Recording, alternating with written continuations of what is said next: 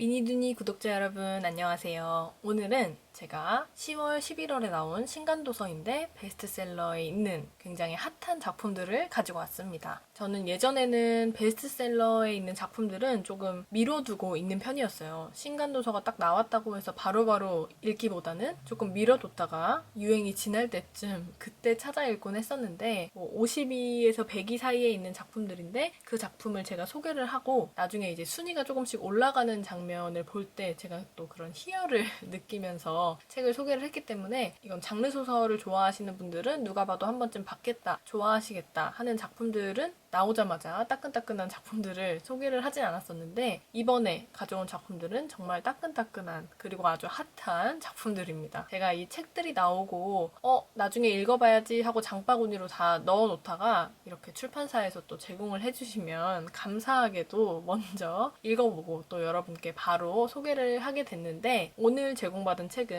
왼쪽에 있는 보라선 열차와 사라진 아이들이라는 책이에요. 이 책은 제가 정말 좋아하는 북로드에서 제공을 받았는데 출간되기 전에 제안을 받아서 저는 이제 보내주신 자료들 줄거리랑 표지 정도만 알고 있었는데 보내주신 자료들을 보고 두 가지 생각이 들었어요. 처음에는 굉장히 새롭다는 느낌을 받았고 한편으로는 또 걱정이 된다. 제가 왜 이런 두 가지 생각을 하게 됐는지는 이따 본격적으로 책 소개를 할 때 말씀을 드리도록 하고 두 번째로 소개해드릴 작품은 인플루엔셜에서 나온 네 번의 노크라는 책입니다. 너무너무 읽고 싶어서 도서관에 구매 신청까지 했던 그런 작품이에요. 암튼 오늘은 이렇게 두 권을 소개를 해드릴 거고요. 정말 재밌는 작품들입니다. 책은 무조건 재미가 있어야 된다. 집중해서 읽는 재미가 있어야 된다라는 주의인데 제 생각에 딱 걸맞는 정말 너무 재밌는 모든 분들이 재밌게 읽으실 수 있을 그런 책이니까 오늘 기대 많이 하셔도 좋습니다. 오늘의 다독다독 책 순위 지금 바로 시작합니다.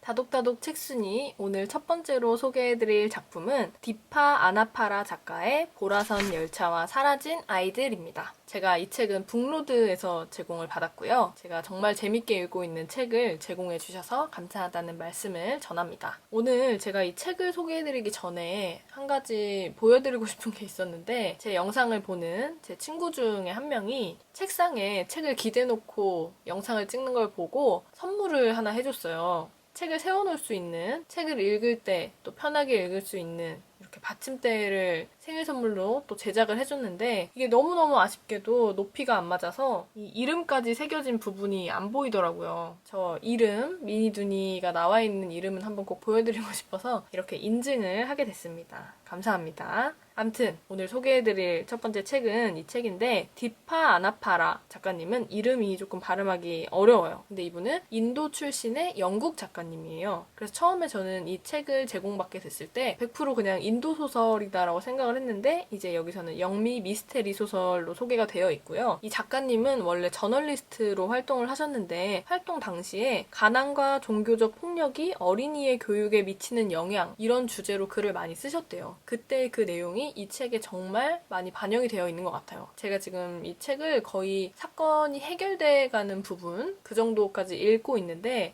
완벽한 결말을 보진 못했어요. 근데 대충 이 줄거리를 살펴보면 어린이들이 중심이 되고 가난과 종교적 폭력 이런 주제들 작가님이 원래 저널리스트로 활동할 때부터 다뤘던 주제들이 정말 많이 곳에 녹아있는 작품입니다. 이제 인도에서 오랜 시간 살다가 영국으로 이주를 하고 나서 기자 시절의 경험과 인도에서 나고 자란 자신의 기억을 바탕으로 쓴 첫 소설이라고 해요. 근데 이 첫 소설을 출간하자마자 바로 뉴욕타임즈, 워싱턴 포스트, 타임지 모든 매체에서 2020년 최고의 책으로 선정이 되었다고 합니다. 제가 오프닝에서 살짝 말씀드렸던 두 가지 생각이 들었다라는 내용은 출간 전에 자료를 받았을 때 굉장히 새롭다라는 생각과 걱정이 된다라는 말씀을 드렸었는데 새롭다는 건 이 책이 인도를 배경으로 하고 있기 때문에 인도는 저에게 있어서 굉장히 미지의 존재고 뭔가 화려하지만 무서운 알고 싶지만 알고 싶지 않은 신비한 느낌이 드는 그런 나라에 대해서 굉장히 묘사가 잘 되어 있어요. 진짜 인도 여행을 간 듯한, 인도에서 살지 않고서는 이렇게 묘사를 할 수가 없겠다 싶을 정도로 굉장히 디테일한 부분까지 잘 설명이 되어 있는데, 그래서 굉장히 새로운 느낌이 들었고, 두 번째 좀 걱정이 됐던 부분들은, 이게 사실 주인공이 어린이에요. 어린이 탐정단이 사건을 해결해 나가는 얘기인데, 편독이 심한 사람 중 하나로서 어린이들이 등장하는 작품을 그렇게 선호하는 편은 아니었어요. 어쨌든 어린이들이 등장을 하다 보면 수위에 있어서 또 조절이 필요한 경우도 있고, 뻔한 결말, 항상 해피엔딩으로 막 아름답게 마무리하려고 하는 그런 내용을 별로 좋아하지 않았는데, 그래서 사실은 걱정이 됐어요. 아, 이 책을 내가 재밌게 읽고 소개를 할 수 있을까? 내 취향과 구독자분들의 취향에 맞는 책이 맞을까? 고민을 좀 했었는데, 어린이들이 등장하는 작품인데도 정말 정말 재밌게 잘 읽을 수 있었던 그런 작품이었어요. 왜냐면 제가 너무 또 미리 걱정을 했던 것 같은 게, 어린이 성장소설 플러스 추리소설, 미스테리 소설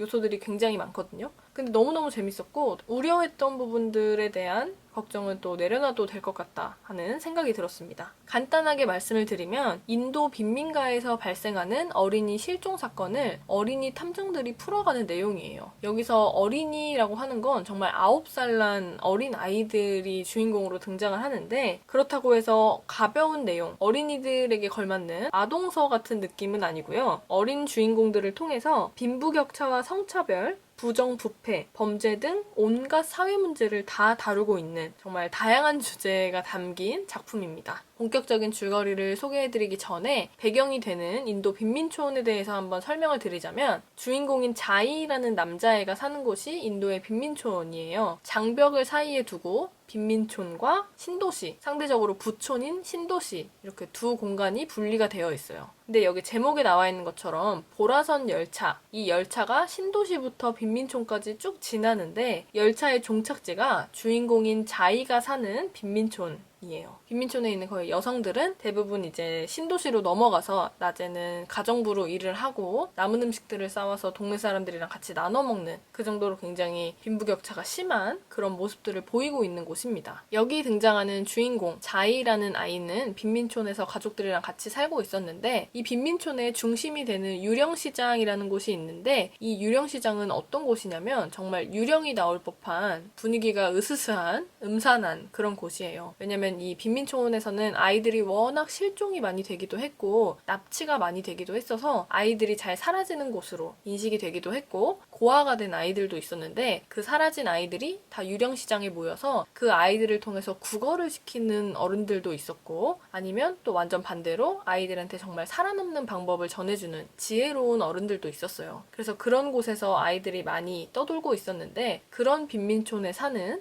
자이라는 남자애가 오늘의 주인공입니다. 이 자이라는 남자애는 초등학교에 다니고 있었는데, 어느 날 같은 반이었던 한 아이가 실종됐다는 얘기를 듣습니다. 근데 이 실종된 아이가 그렇게 막 친한 아이는 아니었는데, 같은 반이다 보니까 이제 동네에서 다 소문이 난 거예요. 실종됐던 아이의 부모님은, 특히 아빠는 알코올 중독에 아이를 때리는 아주 폭력적인 가정폭력을 하는 아주 깡패 같은 놈이었고, 엄마는 다른 엄마들이랑 비슷하게 낮에는 신도시에 가서 가정부로 일을 하고 오는 그런 일을 하고 있었어요. 근데 그 아이가 사라진 거예요. 그래서 사람들은 저 아버지가 분명 애를 때려서 애가 어디 떠났을 거다, 애를 심하게 때려서 애가 어디 뭐 잘못돼서 어떻게 숨긴 거 아니야? 막 이런 소문이 돌고 있었는데, 그런 와중에 이 인도의 경찰들은 아이를 찾을 생각을 안 하고 부정부패한 모습들을 보입니다. 그래서 사건을 대충 마무리하려고 할 때 이 아이의 엄마가 목걸이였나 반지 같은 그런 비싼 액세서리를 내놓으면서 부정 청탁을 하는 거죠. 내 아이를 좀 더 찾아달라, 이렇게 부탁을 해서 아주 설렁설렁 아이를 찾는 작업이 시작이 됩니다. 근데 그럴 때 이제 주인공인 자이라는 아이가 나서서 자신의 친구들을 모아요.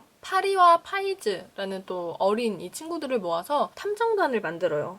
이름은 보라선 정령 순찰대라고 하는데, 팀을, 순찰대를 만들어서 자기가 이제 실종된 친구들을 찾는 그런 얘기입니다. 워낙 이 자이가 학교 공부보다는 수사물, TV 드라마에서 나오는 수사물이나 추리물 같은 걸 너무 좋아했어서 자기가 봐왔던 그런 내용들을 활용을 해서 동네에 사라지는 아이들을 찾아내는 그런 줄거리입니다. 그 이후로도 계속 실종 사건이 발생을 하는데 아무도 아이들을 찾지를 못해요. 그래서 다음 차례는 우리가 될 수도 있다 하는 생각에 이 어린 9살 난 아이들이 친구들을 찾기 위해 엄마의 비상금을 털어서 이 열차 앞 티켓을 사서 보라선 열차를 타고 부자 동네로 넘어가기도 하고, 또 그 비상금을 다시 채우기 위해서 9살 난 애들이 찻집 아르바이트를 하기도 하는, 의심 인물들을 탐색하고 또 수색하는 그런 모습들을 또 보입니다. 근데 내용만 봤을 때는 어린이들의 성장소설, 어린이들이 추리하는 탐정물, 이 정도로 생각이 될 수 있는데, 이게 또 굉장히 특별한 이유가 작가가 이 작품에 녹여내고 싶었던 것, 그게 뭘까 생각을 하면서 보다 보면 인도 사회가 가진 부조리에 대해서 굉장히 비판적인 시각을 많이 보이는 것 같거든요. 근데 그 와중에도 인도와 인도 사람들에 대한 애정이 듬뿍 담긴 그런 느낌이 들었어요. 인도에서 살지 않았다면 알 수 없는 디테일한 묘사들이 또 굉장히 저는 인상 깊었고, 빈부격차와 부패한 공권력, 또 낙후된 권리의식, 비판할 만한 요소들이 정말 많더라고요. 우리가 생각했을 때 인도는 한 번쯤 가보면 좋을 굉장히 신비로운 여행지, 알라딘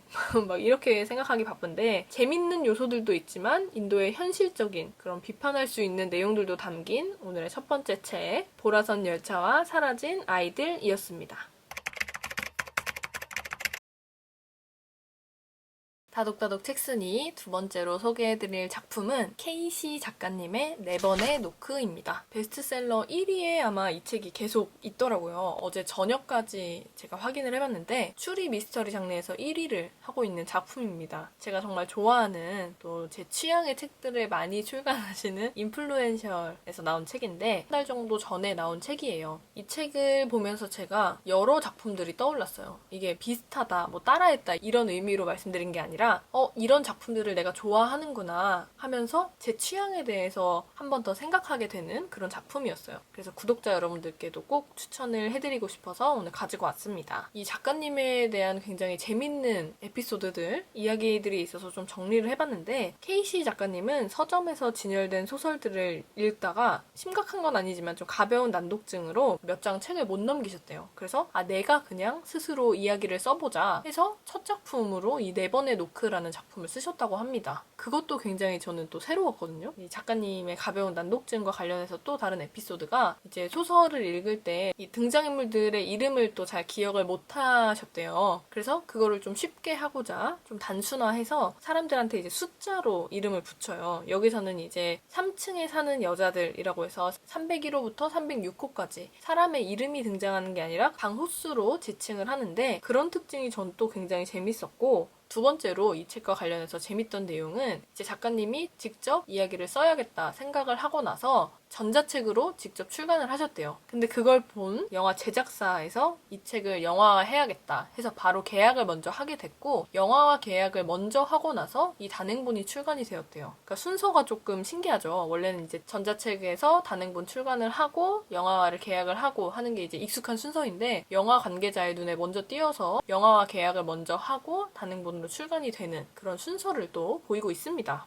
저는 이 책을 지금 반 가까이 읽고 있는데, 읽으면서 정말 계속 드는 생각이, 영화화 되면 정말 재밌겠다, 너무너무 재밌게 읽을 수 있겠다 하는 생각으로 계속 읽고 있습니다. 그래서 이 책을 또 간단하게 먼저 설명을 드리면, 이 사건이 진행되는 곳은 원룸인데, 원룸에 이제 여러 사람들이 모여 살잖아요. 근데 여기는 이제 여성 전용 원룸에서 발생한 살인사건을 다루고 있습니다. 이 원룸, 고시원 이런 곳에서는 사건이 많이 발생을 하잖아요. 장르 소설에 자주 등장하는 공간 중에 하나인데, 이 작가님은 본인이 원룸에서 혼자 살면서 느꼈던 것들을 이 책에 많이 녹여내셨다고 해요. 우리가 생각했을 때 원룸은 약간 좁고 삭막한 공간, 층간소음보다도 심한 측간소음, 옆집에서 들리는 소리들, 방음이 잘 안 되는 것들, 그리고 사생활을 다 알 수 있을 정도로의 소음이 있는 곳이지만 선을 확실히 지켜야 하는 그런 사람들, 이런 여러 특징들을 작품에 녹여냈다고 합니다. 그래서 본격적인 줄거리를 한번 말씀을 드려보면, 여기서는 이름이 아니라 이제 301호부터 306호까지의 인물로 구성이 되어 있다는 점을 한 번 더 말씀을 드리고요. 한 남자가 여성 전용 원룸 계단에서 죽은 채 발견이 돼요. 워낙 이제 뭐 고시원이다, 원룸이다 이런 데서 자살을 많이 하고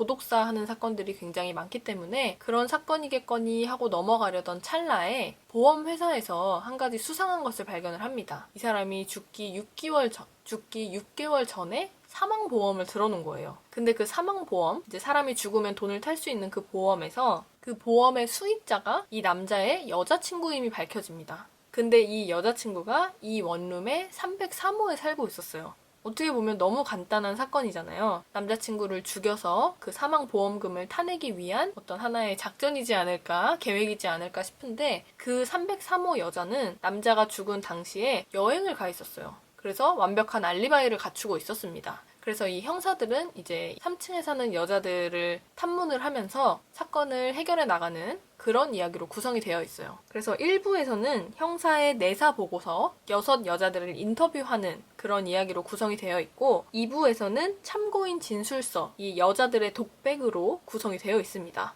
그래서 일단 인물 소개를 좀 간단히 해보자면 301호부터 306호까지 각 호수마다 이제 한 명씩 여자들이 살고 있는데 이 6명 중에 범인이 있다라고 생각을 하고 의심을 하면서 보시면 재밌을 것 같아요. 첫 번째 301호 여자는 점을 보는 영매, 무속인이었고요. 두 번째 302호 여자는 그러니까 외로움을 많이 탈 것 같은 집에서 정말 일만 하는 프리랜서 웹 디자이너였고 아까 죽은 남자의 여자친구였던 303호 여자는 사회복지사였어요. 303호 여자와 이 남자와의 관계 역시 약간의 문제가 있었던 게 남자가 사업을 하고 있었는데 사업이 잘 안 될 때마다 여자한테 돈을 빌리려고 하고 또 그게 맘같이 안 되면 폭력을 행사하는 정말 아주 깡패 같은 놈이었죠. 그렇다고 살인을 정당화한다거나 죽어 마땅한 사람이다라고 얘기하기는 좀 조심스럽지만 암튼 이렇게 남자는 문제가 있었어요. 그리고 이 남자가 폭력을 행한다는 걸 이 3층 사람들이 모두 알고 있었습니다. 네 번째, 304호에 사는 사람은 지적장애를 갖고 있는 여자였는데 303호랑 굉장히 사이가 좋은 잘 지내는 사람이었고요. 305호에 사는 사람은 겉으로 봤을 때는 막 화려한 문신과 피어싱 때문에 쉽게 접근할 수 없는 그런 이미지를 가졌지만 소소한 액세서리를 만들어서 판매를 하는 사람이었고 마지막으로 306호 사람은 오피스텔을 관리하는 건물 관리인이었어요. 나이가 좀 있는 아주머니였는데 건물주와 또 아는 사이여서 친척인가 뭐 그랬어서 이 건물을 전체적으로 청소를 하고 관리를 하고 있는 그런 분이었습니다. 그래서 이분이 이제 청소를 하다가 계단에서 죽어있던 남자를 발견을 하고 사건이 시작이 된 거였어요. 그래서 이 6명 중에 범인이 있다. 과연 범인이 누구일까? 라고 추리를 하면서 보는 내용인데 1부에서 나오는 내사보고서, 형사들이 조사하는 내용과 2부에서 나오는 참고인 진술서 이 내용들이 완벽하게 알리바이를 성립을 하는 것 같으면서도 어딘가 삐끗하는 부분들이 있거든요. 그래서 그런 걸 추리하면서 보는 게 너무너무 재밌고 이런 요소들이 있으니까 영화사에서 이렇게 바로 단행본이 출간되기도 전에 계약을 할 수 있었겠다 이런 생각이 들 정도로 정말 재밌게 집중해서 잘 읽고 있는 작품입니다. 어느 정도 보다 보면 이게 이 사람이 범인이구나 이렇게 해서 사건이 진행이 됐구나 이렇게 해서 누가 사람을 죽였구나 하는 이유가 좀 예측이 되는데 제가 지금 반 정도 읽으면서도 아직도 예측을 잘 못하고 있어요. 이 사람이 범인일까 하던 와중에도 아니라고 딱 알려주고 제 예측이 많이 빗나갔던 그래서 뭔가 더 재밌게 몰입해서 읽을 수 있었던 오늘의 두 번째 작품 케이시 작가님의 4번의 노크였습니다. 오늘의 다독다독 책순이 재밌게 보셨나요? 오늘은 정말 핫한 누가 봐도 재밌을 베스트셀러에 있는 작품 2권을 가지고 왔습니다. 제가 열심히 2권을 번갈아 가면서 읽고 있는데 정말 하나 헷갈릴 거 없이 재밌게 잘 읽고 있고 구독자분들이 보셔도 정말 좋아할 것 같아서 오늘 정리를 해서 가지고 왔습니다. 다음 주에는 제가 지금 급하게 스케줄이 잡힌 게 있어서 영상 업로드를 할 수 있을지 잘 모르겠어요. 미리 제가 준비를 해놓는다고 하긴 하는데 혹시나 영상 업로드가 안 된다면 그 다음 주에 훨씬 더 재밌는 또 풍성한 이야기들로 가득 채워서 돌아올 테니까 구독자 여러분들도 기대 많이 해주시고 오늘의 영상이 좋으셨다면 좋아요와 댓글 잊지 말아주세요. 다음에도 또 재밌는 책들 준비해서 오겠습니다. 영상 봐주셔서 감사합니다. 다음 영상에서 또 만나요. 안녕.